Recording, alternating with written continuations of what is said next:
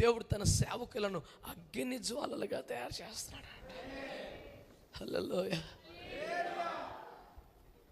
నేను మొన్న ఒకటి చెప్పాను ఈ మాట, రేయ్ తుఫాను ముందు ప్రశాంతత ఎంత భీకరంగా ఉంటే దేవుని నిశ్శబ్దాన్ని తక్కువ అంచనా వేయకు.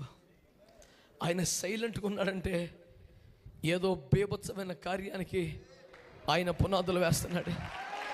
ఇంత జరుగుతుంటే దేవుడు ఎందుకు మౌనంగా ఉన్నాడు? దేవుడు ఎందుకు జోక్యం చేసుకోడు? ఆయన ఒక్క మాట సెలవిస్తే చాలదా? ఆయన చెయ్యి చాపితే చాలదా?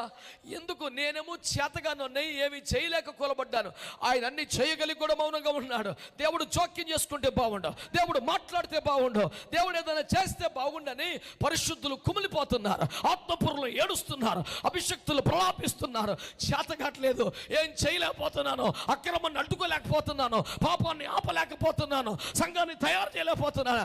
ఆమె failure pastor, I'm not successful at all. It is better to quit the job and do something else in this world because I'm not able to bring fruit to the kingdom of God. అని ప్రసంగికులు, దైవజనులు, పరిశుద్ధులు, ఆత్మపురులు ఏడుస్తూ ఉంటే మిక్కిలి నెమ్మలముగా మాట్లాడు దేవుని స్వరం వినబడుతుంది. ఏమని తెలుసా? I am making my servants. ఆశాందరబా. Hallelujah. Hallelujah. I am making my servants as flaming fire. నేను నా సేవకులను అగ్ని జ్వాలలుగా తయారు చేస్తున్నాను, వారిని వాయువులుగా తయారు చేస్తున్నాను. హల్లెలూయా. హల్లెలూయా. గాలి ఎక్కడ పుట్టిందో, ఎటు బయలుదేరుతో, ఎటు తిరుగుతో ఎవరికి తెలీదు. ఎప్పుడు ఎక్కడ దేవుడు తన సేవకులను తీసుకెళ్తాడో, ఎక్కడ వాడుకుంటాడో, ఎక్కడ వచ్చి జ్వాలలు అంటుకుంటాయో మనకు తెలియదు ప్రియులారా. నేను పెద్ద ప్రవక్తను కాదు, కానీ ఒకటైతే చెప్పగలను. చిన్నప్పటి నుంచి అన్ని ఇళ్ళల మీద, కార్ల మీద, స్కూటర్ల మీద, బైకుల మీద, కుమ్మాల మీద చదివిన ఒక డైలాగ్ ఏంటి తెలుసా? Jesus never fails.